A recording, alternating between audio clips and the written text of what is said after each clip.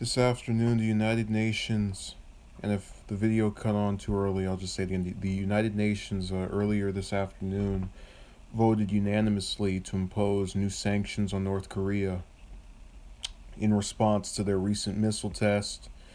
And UN Ambassador Haley stated that these were the largest economic sanctions ever imposed on the country, and this is a sign of the seriousness that various entities within the United Nations have for the current actions being taken by North Korea.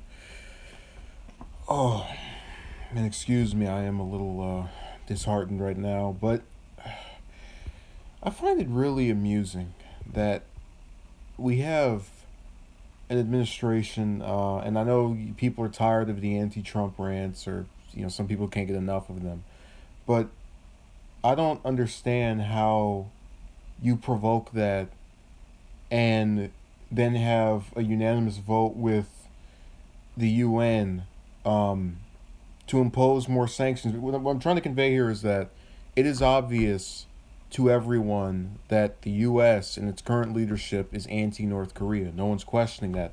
The problem is the U.S. is obviously anti-North Korea right now, and that's not good for the sake of preventing a war and global conflict that has something to do with that country being against us.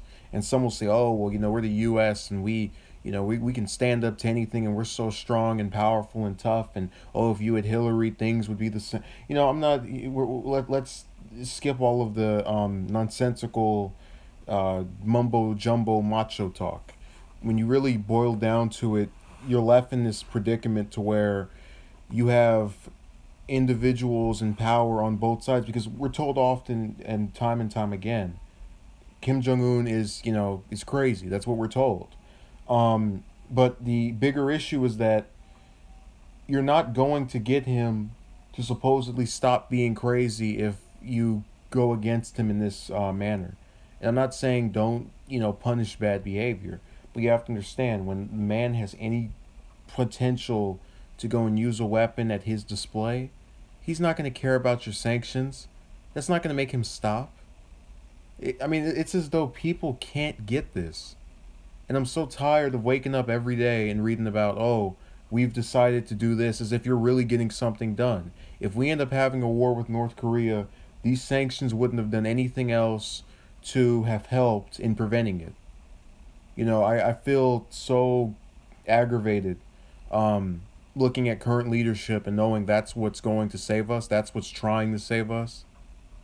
All they're doing is saving themselves, because they know whether we have war or not, they won't lose anything. And until we end up seeing some actual attempt at having diplomacy and saying, hey, let's talk about this. Hey, let's meet this on equal footing. Not, oh, we're all mad at you, so let's put sanctions and restrict you a little bit more. Until I see an actual change in the way in which we approach that country or that entity or that whatever characterization you would give North Korea, I don't want to hear it. I don't want to hear any more talk of what is being done by this president, by the Secretary of State, by whoever else in that cabinet, because none of you are doing anything. That is very apparent by now. And the worst part is, unlike a lot of the people who are still upset about the election, I know it wouldn't have been any better if it had swung the other way or any other way, at least out of those two major candidates. So I'm not coming at this from the angle of the disheartened fan of who lost. No. But we'll see. If we get a war, they'll do the same thing right like that. They'll shrug their shoulders. They don't care, because why should they? They won't lose any sons. They won't have to go through the grief of having someone they care about taken away from them, because it's all a game. This is I'm gonna get into like 50 rants right now, and I'll cut it off at this point. So thank you for watching. Have a good day.